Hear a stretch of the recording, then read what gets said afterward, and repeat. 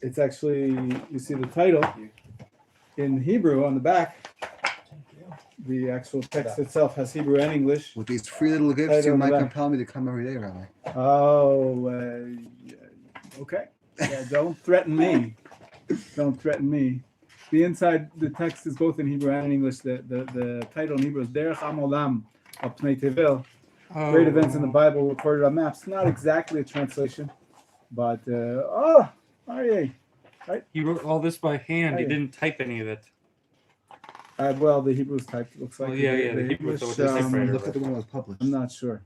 It's from 1966. I think it's just it's an oldie but a goodie. But it's a good time. If you look, Jacob Stein was born in Ukraine, Ukraine. Came to the United States in 1906.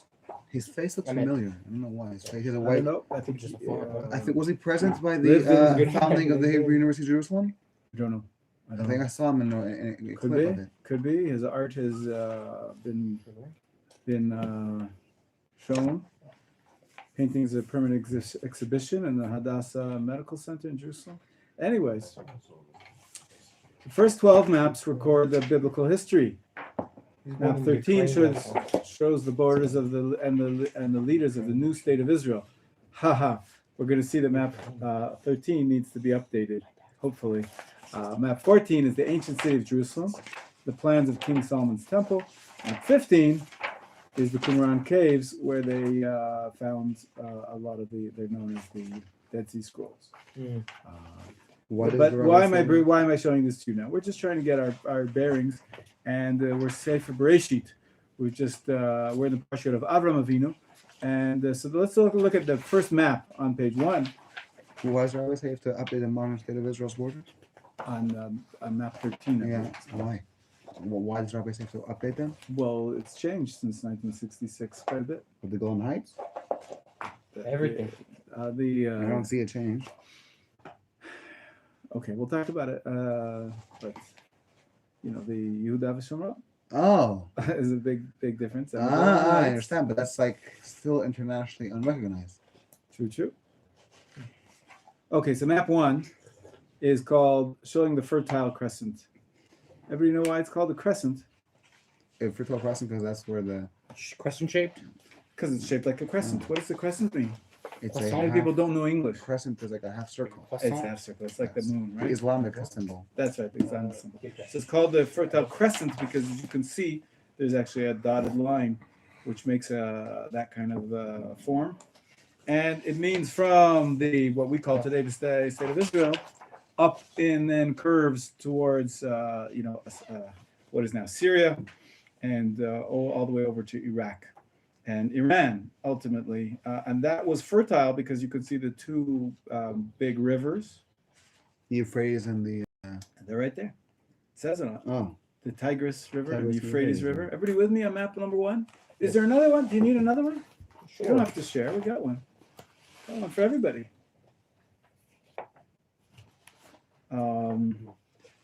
Of course, these rivers are mentioned in Bereshit, right? Bereshit chapter 2 talks about the rivers, and of course, there's 4. Right, Nahar Gadol Naprat, that's the Euphrates. And there's 2 out of the 4 are up in the northeast, and 2. Well, 1 is in the Nile River. That's on the southwest. And then Jordan. You see the Nile River. The other one is not mentioned here. Jordan. What is it?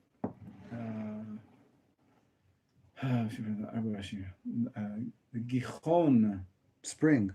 Yeah, we're not sure exactly where it is. It could be it's the one in Israel.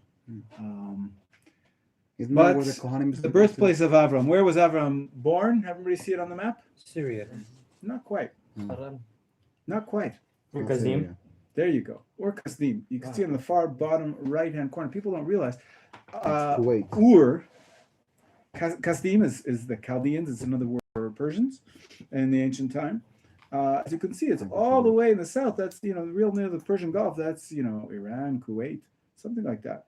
That's where Avram was born. And then, if you notice, the end of, say, Parshat Bereshit, the end of Parshat Noach, even before Avram's introduced, Avram's father, I think I mentioned this to you, Avram's father goes on a journey to the land of Canaan, without being spoken to by God. Shalom, shalom. Welcome. Russell.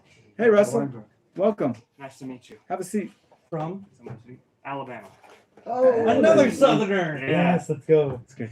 Yeah, pass this around, Moshe. Pass Texas, this. and we got a guy from Kentucky, and another guy Nice. from Florida. Florida is south. Sort of. Thank you. Have you been to Florida? Yes. Florida's the south. Is it It's south, insane? but it's not the south. You know what I'm saying? Florida is the south. Okay. Anyways, Russell, welcome. We're just actually doing some basics. This is a gift to you. There's a book of maps. It's an ancient book. It's really a collector's item, but I saved them for this day. I saved them for today to give to you. You could say thank you. Thank you. You're welcome. I meant to everybody else, not only to you. That's fine. Obrigado. It is because the point is that we're looking at map number 1, and Ur was the place where Avram was born. Full title is Ur Kasdim, which means that there must have been another town called Ur somewhere else, not in the Kasdim country. Yeah. Mhm. Or- Is it Uh, possibly the same Ur as in the game of Ur? I You heard of assume that? it is. Have you heard of the game of Ur?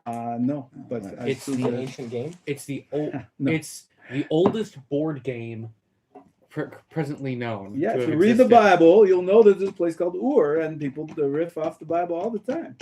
But the academic world also has recognized that Ur is the oldest city.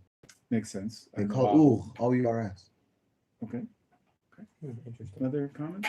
What's I learned this in is there a college. translation to Ur-Kasdim? Ur is, by the way, really fun. Or means game. fire, I actually. will Believe make it it or Ur not. means fire. Fire. So French there's means lots of bear. midrashim that talk about Avram being put in the furnace of fire. Ever heard of this one? Or as a test of his faith, he was willing to go in, and they say that Nimrod was the ruling. Cuando re Nimrod. There you go. That's it. And then Nimrod wanted everybody to bow down to him or to his idol, which he made in the center of the town, and Avram was not willing to, and this was the start of his career as the anti-establishment. Right? If you're Jewish, you have to be anti-establishment. This is the first Jew, all the way back from Avram. He's what is that? What is it? The words mean iconoclast. You ever heard that? Icon. Yeah, I can't remember. The icons are like statues. Mm. Iconoclast means you break the statues. Avram, famous story there that he broke the statues in his father's store. His father sold idols. Right. So this all happened way back in Ur, but for some reason, maybe after the story of Avram seeing the light and being the iconoclast, being the other, Avram, another title for Avram is Avram HaIvri. People know that in English as what? How do you say Ivri in English? Jew. The Hebrew, right? Ivri means Hebrew. Ivrit is Hebrew. So Abraham, the Hebrew. But the Chazal, our sages, told us that it represents Avram is Aver means like Aver Hayarden. It's the side of. So they say that Avram was on the other side. He's always challenging the establishment, the patterns that are. So people think, okay, I'm starting to be a good Jew. I got to fit in. I've got to learn how to, not step out of line. It's exactly the opposite. I've got to learn how to break out of the standard. Of course, first you got to learn make sure it's a good standard and make sure you're fighting your wars in the right place. But the Avram as a warrior you could call it, for social justice, for religious development, right? Monotheism versus the idol worship, the pagans of the old. This was Avram, but he started off in Ur. The Torah then records, as the end of Parshat Bereshit, that he went on a travel, but he was taken. He was taken by his father. What was his father's name? Terach. And he took them to the land of Canaan, but they didn't get there. He took Avram and his other sons and his daughters-in-law, and they went. Where'd they go to? Haran. You see that on the map? Where is that? The very north. Right all the way at the top. So they went through the Fertile Crescent. You see that Abraham, they didn't go straight across west. Due west, they would have gotten to the land of Canaan much quicker. But they didn't. They couldn't because it's the desert. This is the great desert. What's it called? It's called the Ishmael Desert. We have a different name for it nowadays. What do we call it? It's not the Sahara. That's in Africa. Right? That's Africa. That's in Africa. So what's this desert called? I think it's called the Negev. Arabian Desert. Arabian. Arabian Desert. That's called. You might have Oh, heard of a extends all the way to country Syria? called Saudi Arabia. Lawrence of Arabia? To the, It's all here. It's all, extends all the way to the north. all the way till the Fertile Crescent, until you get closer to the rivers and you have more, places to live. People, societies that were developed. Yeah. I just noticed the city of Nineveh, and isn't that the place that Noah was sent to honor Jonah? was sent to? Yonah. That's right, Jonah. So where was Jonah It throughout says this map? Where did he live, and where did he get the you tell boat? me if you know the book of Yonah. We read it every Yom Kippur, right, in the afternoon. But you're probably sleeping at the time. You should read the book. It's a good book. The whole Bible, but also the book of Jonah. It's really short. It's four chapters. Wasn't he regurgitated by the whale in So where did he get on? Where did he get? Jaffa. He went onto the boat in Jaffa. Jaffa's in Israel. He was from Israel. Oh, right. So Jaffa, Tel Aviv, Jaffa. You heard of that place? So the ancient port city of Jaffa, and then so he was going to travel, I guess, further north in the Mediterranean, and then cut across to Nineveh. I had a teacher once. I studied some Aramaic in the university. I did a minor in Near Eastern Studies, and I figured out, I came from yeshiva. Where'd you go to college? I went at University of Toronto, studied computer science. U of T? Yeah. You went there? No, I was wanting to go there. Oh, I was going to go to there, York, when I went to Toronto.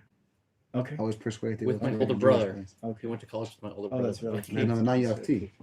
In any case, there. in U of T, I decided to take a course in Aramaic. I was thinking, in the University of Toronto, the computer science department is a very high-level department, and they have a very bad custom. I didn't enjoy the university very much. They have a very bad custom of giving you low grades. That makes them feel like they're at a higher level. So everybody gets low levels, and it must be. Anyway, so I didn't get low grades, but the word on the street was that you should take some easy courses to lift up your GPA, your grade point average. Yeah. So I figured, okay, I'm taking these computer science and calculus and all the tough stuff to get my degree. I'll do some easy stuff on the side. What's easy for me? I'm coming from yeshiva, so I'll take some Aramaic. Because I've been studying Gemara for a couple of years. I knew Aramaic since I've been studying since grade 4. I was studying Gemara, so I must know some Aramaic. So I took this course in Aramaic, and it was taught. It was nice. I mean, it was relatively easy for me compared to the other students. I still had to do some work, but I learned a lot. I learned a lot about Aramaic grammar that they don't teach you in yeshiva. Although we do have a book on, and when I teach Gemara for beginners, I do some Aramaic grammar. In any case, the teacher was an Arab, a Christian Arab from Iraq. Cool. What? And I asked him, so where are you from in Iraq? And he says, well, right near where Nineveh used to be. You see my kippah, he knew that was a Jew. And it's Nineveh, yes, right near Nineveh. That's where he's from. So yeah, it's in Syria, Iraq. And you're right, that's on the map too. But that we're not sure exactly when the story of Jonah happened. We're not sure when it happened. It's an interesting book. The book of Jonah talks about the tshuva, the repentance done by these non-Jewish. They're all non-Jews, right? It's not a Jewish story. Jonah was a Jew, and as a matter of fact, so he went to prophesy to try to get the non-Jews to do tshuva, to repent to God, and God saves them. And many people say that, why did Jonah run away? Why did he want to escape? Because he didn't want to help the enemy. They were the enemy of the Jewish people at the time. But ultimately God, obviously, there's a universalistic aspect to Judaism. He wanted to teach us about tshuva, that everybody can do. If you properly repent in your heart, you can be forgiven. But I digress. Let's go back to Abraham. Abraham, where did he live? Where did he grow up? Ur. And then where did he travel with his family? Haran. To Haran. That's up north, right? You see that? And then in Haran, his father died, and his brother became the head honcho in the town. It's called Ir Nahor, the town of Nahor. Obviously, he became very important. So they stayed. The journey to Canaan was not continued until the beginning of last week's parsha. Vayomer Hashem el Abraham, Lech lecha me'artzecha me'moladtecha me'beit avicha el ha'aretz asher ara'eka. go to the planet, to the place I'm going to show you. Ultimately, Avram goes, and where does God show him? The land of Canaan. He completes the circle, or the half circle, and the semicircle, the crescent, and he gets the land of Canaan. But it's a strange phrase, and I think I spoke about it to you.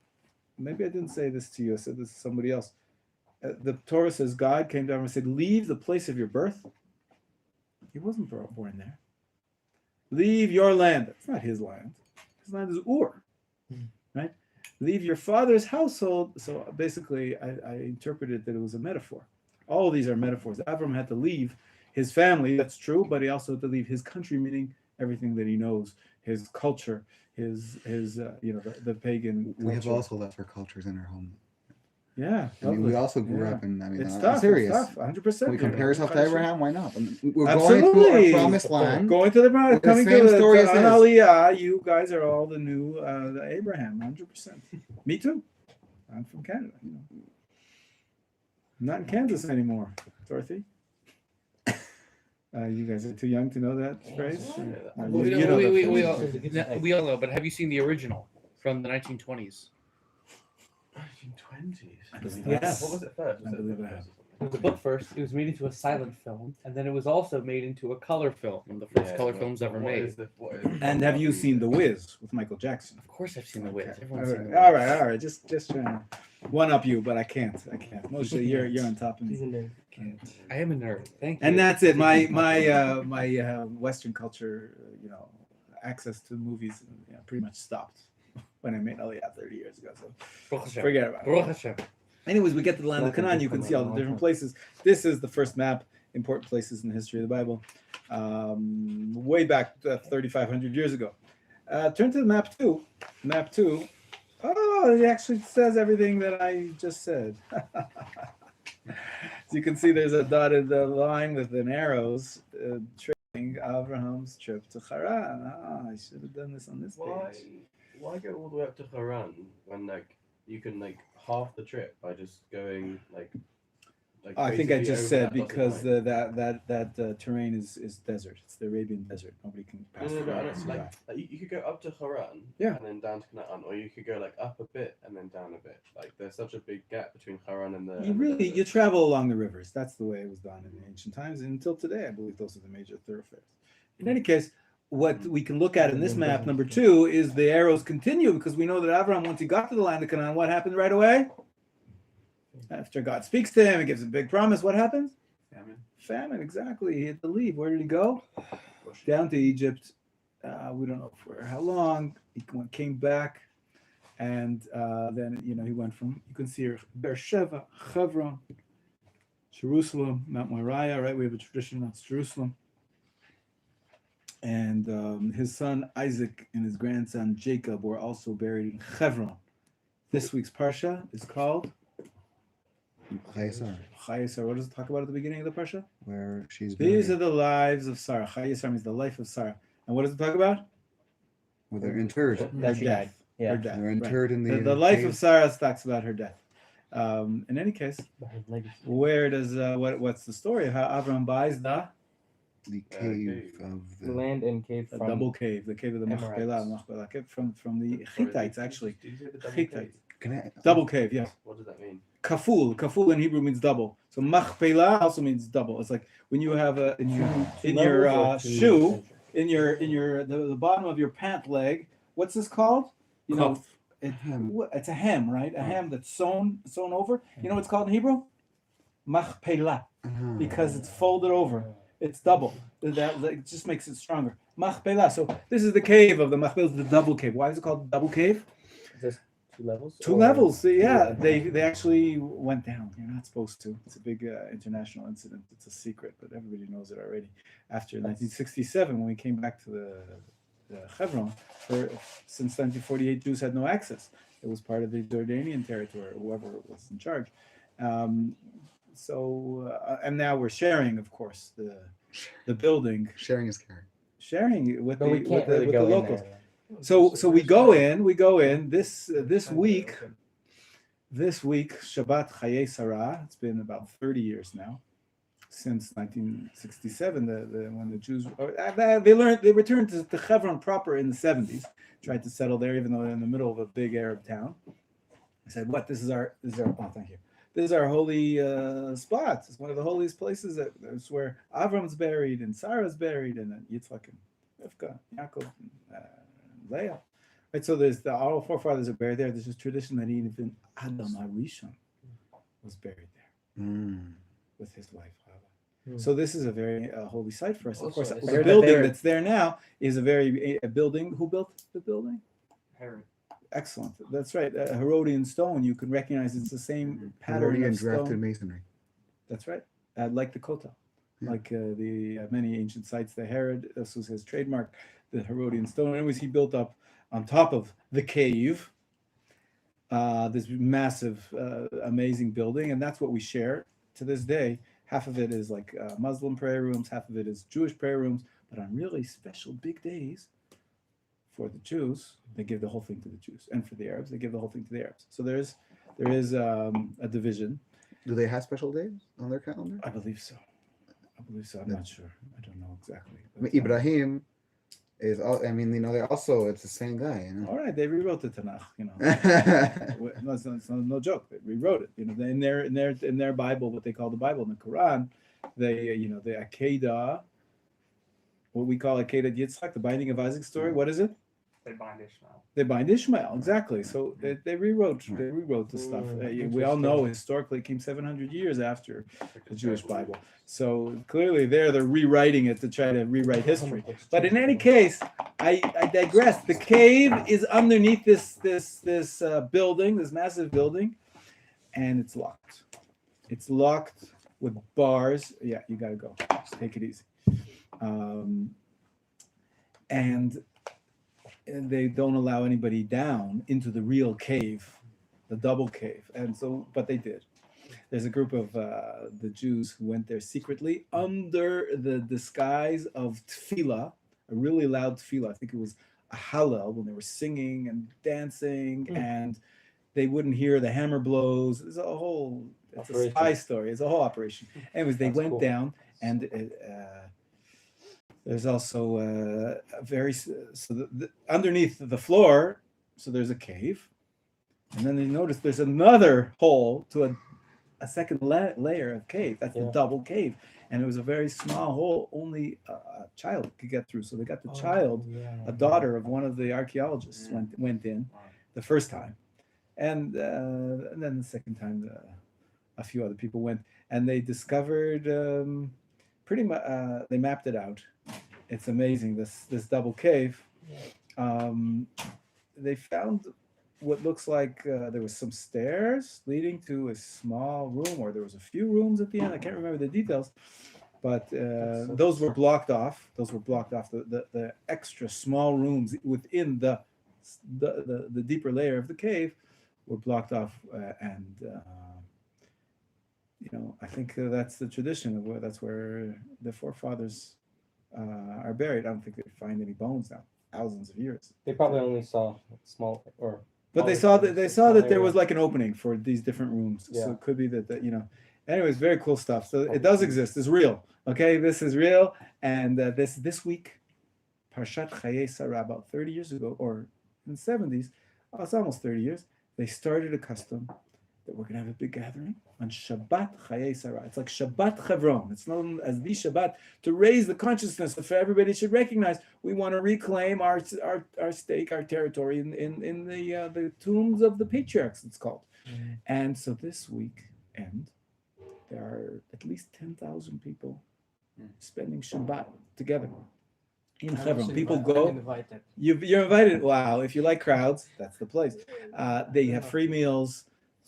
Kids, like high school kids, come and they sleep in the schools, and they put up big tents, and people come with their caravans. They camp out, and it's a festival. It's an Abraham, Isaac, and Jacob festival, the Hebron festival, once a year on Shabbat Chayei Sarah. It's this weekend. I don't know what your plans are, but if you don't have plans, call them up. You know who gives out the free meals there, obviously.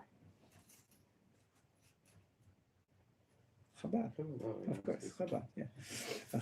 Chabad of Hebron, they take care of business, and there's this massive tent, and they feed thousands. They feed thousands this Shabbat. It's a very cool atmosphere if you like that kind of thing. In any case, Shabbat Yisara, that's why Hebron, Avram comes back to Hebron. He lives there, he buries Sarah there, and we move on. From there, Joseph was sold into slavery in Shechem, which is actually further north, but that's all I want to say about the second map. Third map, already we go ahead about 400 years. Map number 3 is, as you can see, it's the same map, really the same geographical area, but the activities on the bottom left-hand side in the west, in the south, that's the Exodus. We don't know exactly when it happened. Minus 1350, approximately. There's a lot of raging debate about how to date the Exodus because we don't really have too much archaeological evidence. I remember seeing a documentary. It was talking about how if you look at the Torah as a representation of actual history that happened, and you look for scientific explanations, then the splitting of the Red Sea would have been some sort of very strange weather occasion Okay. of like where the water rapidly recessed. Right. So they've been looking for proof of some sort of event like that. What could have caused water to rapidly recess and then rapidly return? I see. Yeah, I've seen a few documentaries like that. It's a mystery.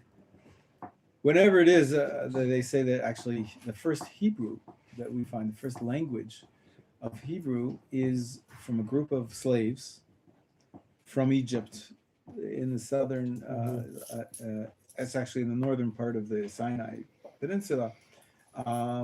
And there they were using some rudimentary form of Hebrew, which is cool because we talked about slaves leaving Egypt. Okay, but in any case, our tradition is the most important part here. Our tradition is that God took us out of Egypt, of course, and the Jewish people were formed essentially as a nation hundreds of years after the original forefathers, Abraham, Isaac, and Jacob. They became the Jewish people when they left Egypt as a group. Now that we know that there was 12 tribes, right? So it could be there were different groups. Some groups maybe stayed in Israel. There's all sorts of interesting scholarship. We can't go into all of it right now, but just to give you a general idea, the Jews were, he quotes here that the Jews were slaves in Egypt, and ultimately God sent Moshe to take them out. They crossed a torturous route through the Red Sea, of course, and wandered for 40 years, accepted the Torah at Mount Sinai, and ultimately came to the lip of the promised land, but Moshe was not allowed onto the soil. You can see the arrows on the eastern side of the Jordan River. Everybody see where that is? How the Jews came out of Egypt, and Moshe brought them unfortunately, they had to go around for 40 years until finally they came to you see where Jericho is on the map? Just above the Dead Sea. Can you see it on the map, Ariel? You see what we're looking at? You know where Jericho is? And just above the Dead Sea. And above that, that's the River Jordan. And that's where Mount Nevo is, where Moshe died. And God showed him the good view. That's it. We're pretty much, we traversed the entire 5 books of Moses now in 3 maps. Not bad. And if you turn the page, again, you can refer back to this, take this home, frame it, put it in mothballs, whatever you want to do with it, but it is an artifact. On map 4, you have a more detailed description of the conquering of the land of Israel by who took over for Moshe? Yoshua. Who took over for Moshe? Yoshua. If you look at the very back of the last map, this is really cool. It shows the modern state of Israel. We'll get there together. Okay. As you can see, there's in the book of Joshua, when you study it, there's actually 3 major battles or campaigns: the northern campaign, the southern campaign, and then each tribe took over. Ultimately, there's a description here based on the chronology in the book of Yoshua. Next map number 5, we go from Yoshua to Shaul to David. from Yeshua to Shaul to David, where we already have the tribes in their different portions of the land, and then we get to the first kingdom and the second kingdom. Right, David is and Shaul, the first kings of Israel, and where the Philistines were, nothing to do with the modern day Palestinians, but Philistines in the 5 states. You can see them in the bottom left. They're listed: Gaza, Ashkelon, Ashdod, Gat, and Ekron. That's in the southern part where it says Philistia on the map. Primarily, this was a region which was difficult. They were giving trouble to the Jews in the time of Shaul and David, and his son Shlomo pretty much took care of business, and they fell off the face of history. Till we get to the next map, map number 6, you have a little drawing of the United Kingdom under David. The heyday. The truth is, Solomon's kingdom was even bigger. For some reason, map 7 has it Solomon's kingdom being smaller. Sort of like at the beginning of the end, how the land shrunk under King Solomon's rule. Just a little bit of a surprise to me. But his comment here in map number 7 is that he had a life of luxury. He began to drain the resources of the country, became a burden on the people. They became dissatisfied, talked of secession. When he died, the structure that his father built began to crumble. We see that afterwards. But when Solomon himself, you could see on map 7 that the bottom area goes over the Edomites, and Solomon claimed all this territory, but his control in the north was weak. In any case, this was the first Jewish commonwealth. And as you can see, the land of Israel now, the state of Israel is very small. We have room to grow if we want to be expansionists. But let's first have a good hold of what we have right now. There's enough to argue about. If you look at map number 8, it shows the divided kingdom, the kingdom of Israel, the kingdom of Judah. Right, Solomon's kids didn't quite keep it together. Rehavam had Yerovam split off from him, and the 10 tribes versus the 2 tribes. Right, Israel represents the 10 tribes, and they had parallel kingdoms for a couple hundred years, about 150 years, maybe 250 years, until finally the Assyrian Empire took over. As you can see, map number 9, just giving you a quick review of history here. Map number 9, the Assyrian Empire took over everything, including, they say they exiled the 10 tribes to the other end of the empire. Maybe the Bnei Menachem are part of the 10 tribes that were lost and somehow survived all the way in the east for thousands of years. We don't know, but it makes some sense.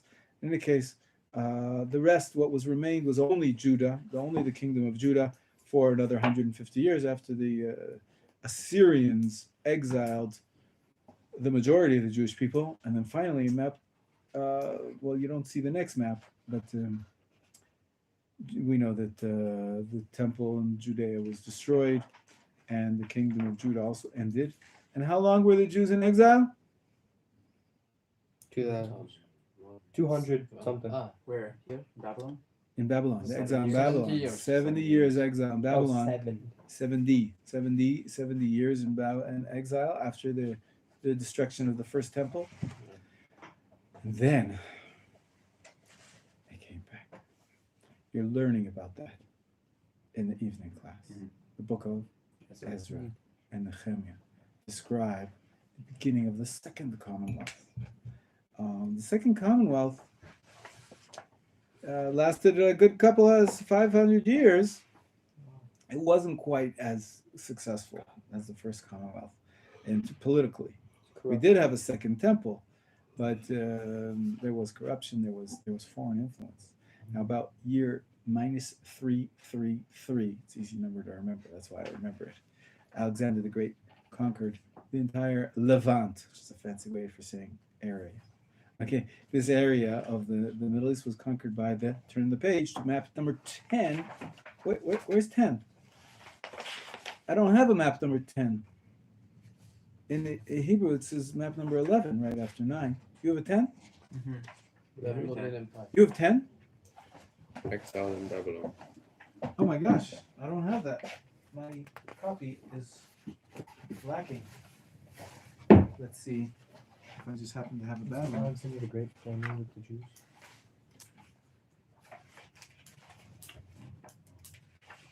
There you go. Exile in Babylon. There you go. The Babylonian Empire. Perfect. Rabbi.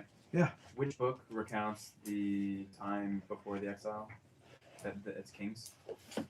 Yeah. Kings, the Chronicles, till the end of the first temple. Yeah. Absolutely.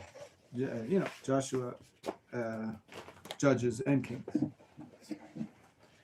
That's the known as the early prophets. Okay. The latter prophets also lived and prophesied in that time. Some of them, but they also include the latest prophets, which are of course Zechariah, Haggai, and Malachi, who lived at the beginning of the Second Temple era. But you can see the Babylonian Empire took over for the Syrian Empire, and they're the ones on map 10. They're the ones who destroyed the first temple and exiled the rest of the Judeans. Some of them fled to Egypt, but under the influence of the prophet Jeremiah. Ultimately, after 70 years, the Persian Empire took over. If you turn the page, you see the Persian Empire basically, just changed hands. The Persian Empire was much larger. It even included Cyprus and Europe, parts of Europe, Turkey. But the Persian king, you're learning about it in the book of Ezra, of course, he gave permission for the Jews to come back. And some did. And they started the Second Commonwealth, and it lasted for about 500, 600 years. And towards, in minus 333, then the Greek influence came. And Alexander the Great conquered everything. We're still on map 11. Still on map 11, they describe how this, there's no real map that's showing the Greek influence, but the end of the Second Temple period, we have the political independence got a little stronger under the Hasmoneans, Maccabees. We're going to celebrate that in about a month. That's right. The story of Hanukkah. So we'll come back to that Greek influence at the end of the Second Temple period. Moving right ahead, though, after the Greek Empire, Alexander the Great, he was great. All sorts of legends about how great he was. They say he could fly. Really, he conquered the entire world. He was like 30. Yeah. It's unbelievable. There's legends about how Alexander was, the Greeks, they knew how to write. They knew how to, they're poets and they're literary giants, really. And in the Talmud, we also find amazing stories about Alexander and how he could do miraculous conquering stuff. But ultimately, he died very young, and his 3 sons took over, and they split the kingdom, and ultimately it crumbled very quickly. And what took over? The Roman Empire. Map 12. And they destroyed the Second Temple, famously, right? You might have heard of Titus, the general from Rome. Titus, yes. And maybe you've been to Rome. Have you seen the Arch of Titus? There's a victory monument that they put up when they came back from conquering the entire Middle East, and there's a relief there in which they described. There's a teal. We'll take a teal to Rome. I like that. Oh, it's I looked online. The flights are not actually that expensive. I agree, but it is outside the land. It is also, we try to avoid that if possible. In any case, there's a famous depiction of the Jews carrying the menorah from the Holy Temple out into the exile. That's why some people think maybe it's still there in the cellars of the Vatican. Of the menorah. Could be the menorah's there. Could be Aron Kodesh is there. Other vessels from the temple time. It could be. It's an entire. Nobody's allowed access. So who knows? But there's other traditions about where the vessels from the temple, from when the second temple went. We don't have them. We're making new ones for the third. We'll see when that'll become practical. But in any case, the Roman Empire took over, and the Jewish people essentially were exiled from the land. They still lived in Israel for another 200 to 500 years, about 500 years, and that was the period of Chazal. We spoke about it in a previous lesson, how that is the golden era of Judaism, you could call it that. The sages created what we know now of, as Judaism in that Second Temple period and post-Second Temple period for the first 200 years of the century. 500 years of the century, Tanaim and then Amoraim. Remember that? This is review, right? Tanaim, Amoraim, right? And then the center went back to Babylon, to the place, near the rivers. And the Gaonim led the Jewish people in exile.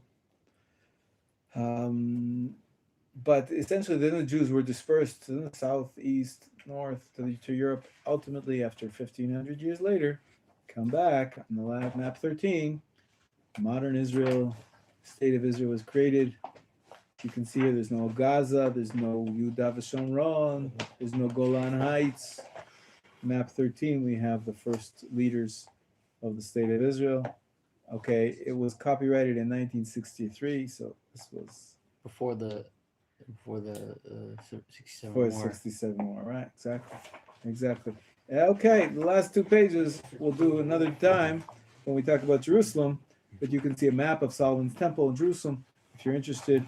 A map of the second. There's actually a diagram, not a diagram. What's it called? A model. Blueprint. A model, a full-scale model of Jerusalem in the Second Temple times in the Israel Museum. It used to be at the Holy Land. Now it's part of the Israel Museum, right near the where the scrolls. I have a question, Rabbi. Okay. They on the page here, he refers to Theodore Herzl as a prophet. Is it appropriate to think of Herzl as a prophet? As metaphorically, a prophet, because he did plan it and spoke about what it's going to be like, and he was a visionary, no question about it. The word prophet in this context is problematic because Abraham was a prophet. He spoke to God. Herzl doesn't claim that God spoke to him. Perhaps he was inspired, divinely inspired, but that's not the same thing. So this is a secular map or artist, and so he wrote prophet, but it's more, I would take it metaphorically. Yeah, so he didn't claim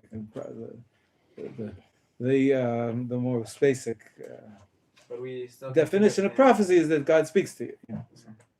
Like in the context of Jewish history, he's an essential part of like an instrument that was used to, like as a part of the return to Israel. 100%. Of course, there were other leaders that were critical in the Zionist movement, the modern political movement to resettle the land and to create a political entity for the Jews.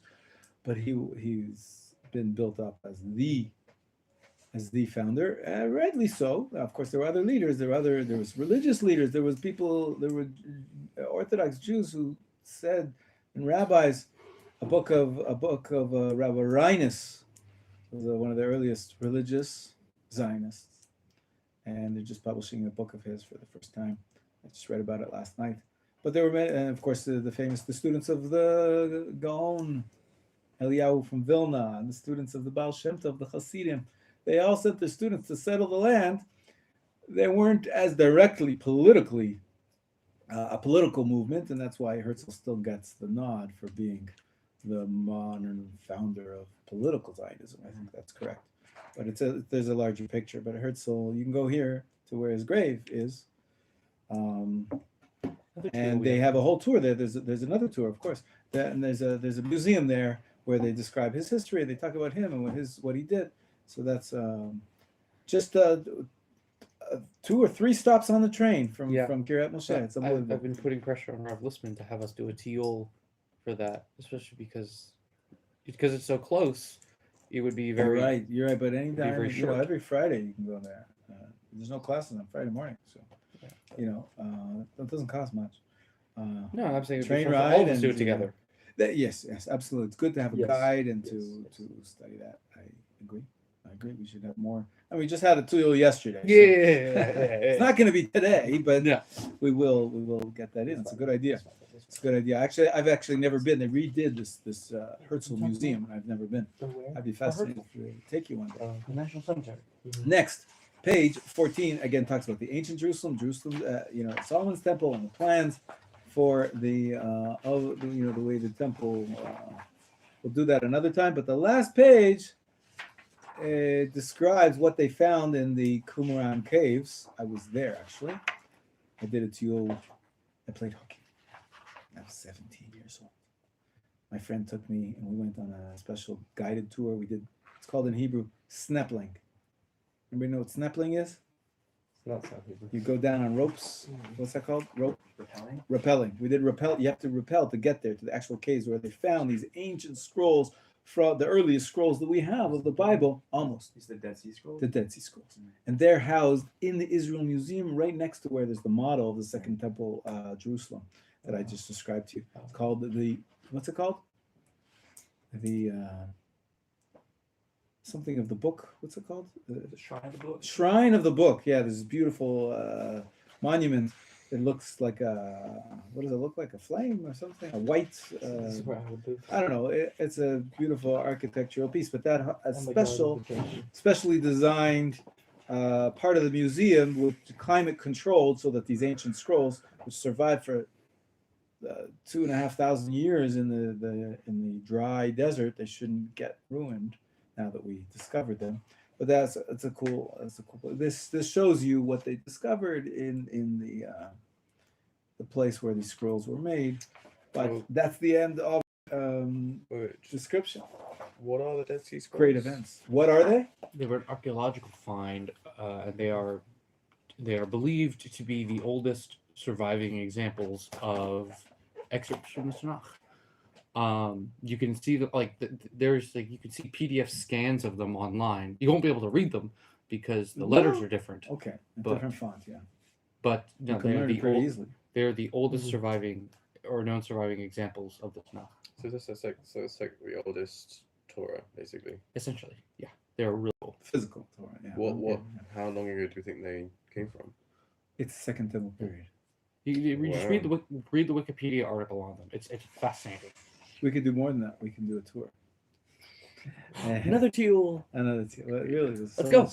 Jerusalem is just a playground for Jewish history and archaeology and Jewish scholarship. But that ends our first part of the class today. Today is Wednesday. That means that we're not finishing class before we appoint someone to be our first volunteer to give a Dvar Torah tomorrow. Right. Tomorrow's Thursday. I'm going to appoint myself. You tell me what? No, do you mention this off or? No, we're Oh, still studying. Okay. That's okay. We haven't finished yet. Oh, okay. But I just taking a methodological break between sections of the class. Okay, this was the first part of the class. Take this home, study it, memorize it. You'll be tested on it tomorrow. Okay. Okay. Tomorrow, who wants to say the Torah on the Parsha? Sorry, Sarah. I think that whoever volunteers others gets it thrown right back at them. Okay. Ariel, you're on.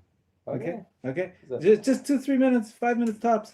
For Something tomorrow. For tomorrow. Okay. Tomorrow morning is a good way for us to get practice at preparing words of Torah to share. Hopefully, when you participated at a Shabbat meal, you'll say words of Torah Yeah. over the Shabbat. So maybe you've done this before. It is a little bit of public speaking. It's a very small public. Don't sweat it. But it's just us. Okay, it's just us. So, but by all means, I do want you to prepare something. Okay. You can't. I don't want an overview in the parsha. That you have enough with Rav Lissman, and you go through it line by line. Choose something that speaks to you. One part, one story, one issue that you're interested in. Do some research, share it with us, and give us a message. Okay, Ariel, you're on for tomorrow. Great. Next, yes, you were going to say something. No, I was applauding. Oh, applauding. Here. You were doing a British applause. Okay. Lovely. the next thing we're going to do today It's is called a golf clap. I want to give you all some guidance for where would you look if you want to prepare Dvar Torah. In the Torah? Torah is a good place to start. Rashi.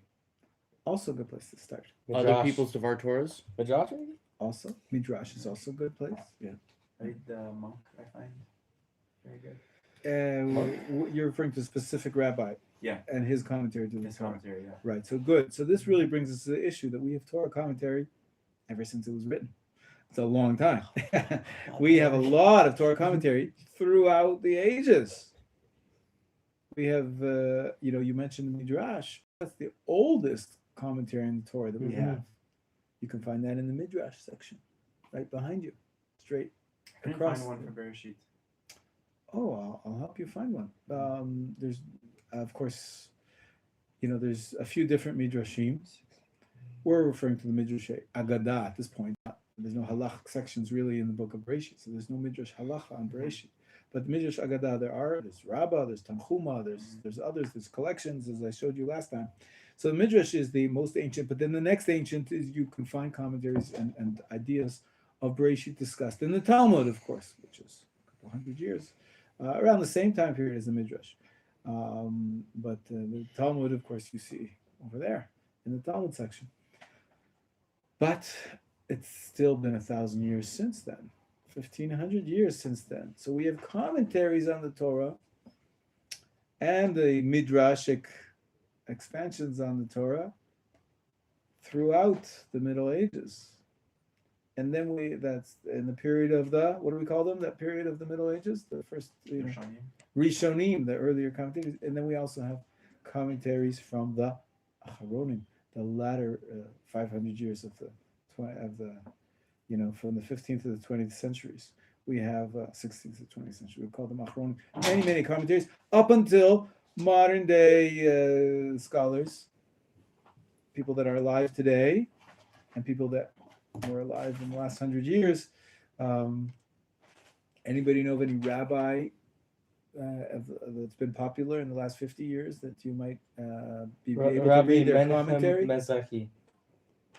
The Mizrahi, he's Yes. actually you've studied that with who? All by myself. Oh, Or he okay. has lectures and I sometimes watch him. Oh, you're talking about Yosef Mizrahi Oh, sorry, Yosef. from America. Yeah, he's in New York. Not my favorite. He's unfortunately he's controversial. done some said he's very outspoken Yes. in a way which brings much shame to the Jewish people in terms of how he treats any rabbi who doesn't agree with him, let alone other Yeah. people don't agree with him, and let alone people who are secular or a little bit. He's very, very his languages and his expressions Harsh. caustic, and therefore many rabbis have written against him. And I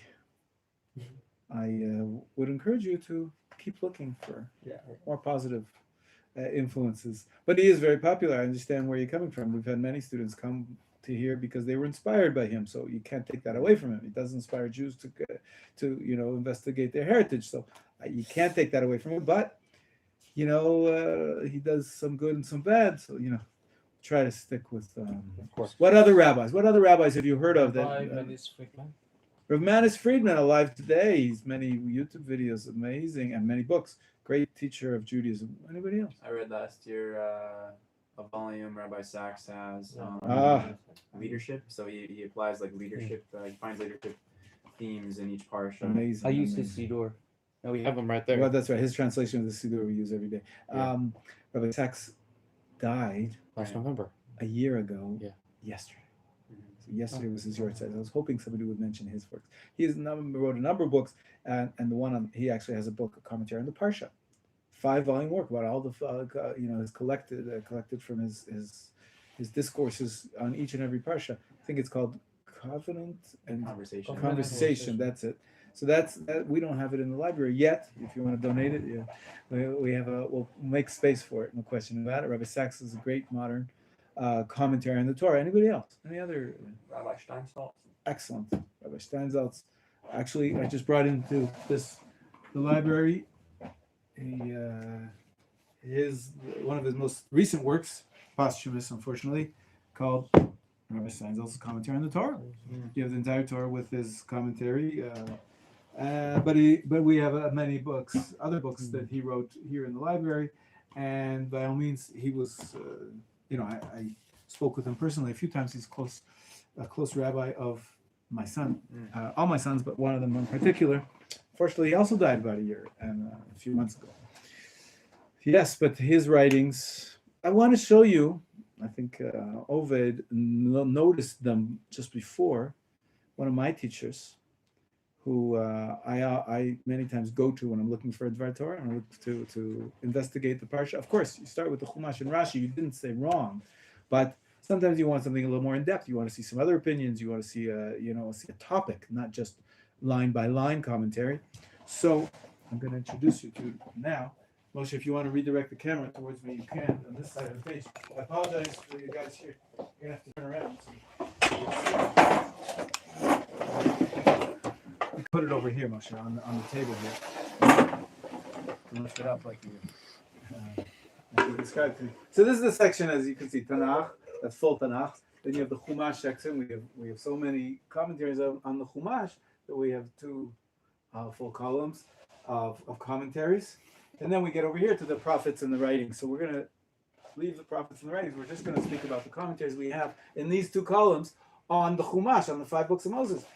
Most famously, of course, Rashi. We have many copies because Listman teaches it, and the English and Hebrew editions are very useful. So there's lots of Rashi. And then there's books about how to understand Rashi. You might have seen this before, an in-depth analysis of how Rashi's methodology works and getting the most of him. But then what I'm going to do now is I'll start with what we just discussed. Later authorities like Rabbi Sachs, like Rabbi Steinsaltz, one of the famous commentaries who really blew open, brought to the fore. It's this series of books. The study of the Torah with its commentaries throughout the ages. Her name, and it's a she, that's why it's exciting. Also, it's different. Her name is Nechama Leibovich. I studied with her personally in her house, not far from here. She lived behind the Tachana Merkazit, and she had classes in her home as well as teaching in colleges around the country. And what she does, and you can see the entire bottom shelf, is some collections. By the way, everything that she wrote and all this is online for free. There's a website. I've probably called Nechama Leibovich or something like that. Anyways, what she does is she takes topics out of the parsha, 4 or 5 for each parsha. Good morning.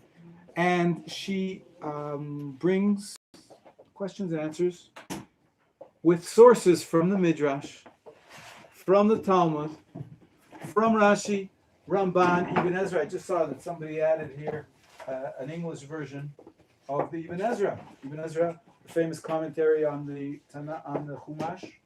Also the Tanakh, but this is on Chumash. And there's the Ramban.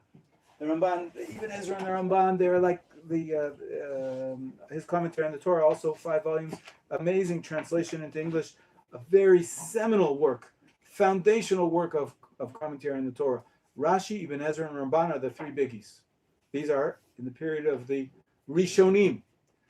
What I'm describing here is she calls from their works. She brings the sugya and she maps it out for you and says, well, Rashi says this, Ibn Ezra says that, Ramban says that, and then she'll even bring later authorities as well, some lesser known. Here, for example, you have an example of an Achron. You have the Malbim. You might have heard of him, his commentary on the Torah. You have here,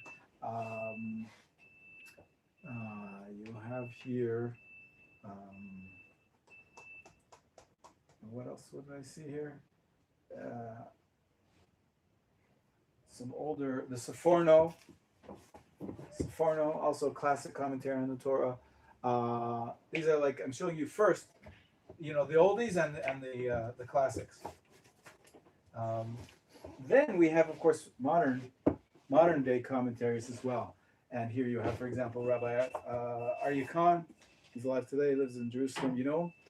One second. Rabbi Khan, and he would say his commentaries on the Torah, very creative. Then you have this is another book which is like Nechama Leibovich. It's called Explanations of the Torah, Studies on the Torah, Studies in the Weekly Parsha. Very similar to what Nechama Leibovich, but what Nechama does more so than Rabbi Nachshoni is that she brings the original texts. The original text. Hi, we're still in the middle class. This, yeah, sure.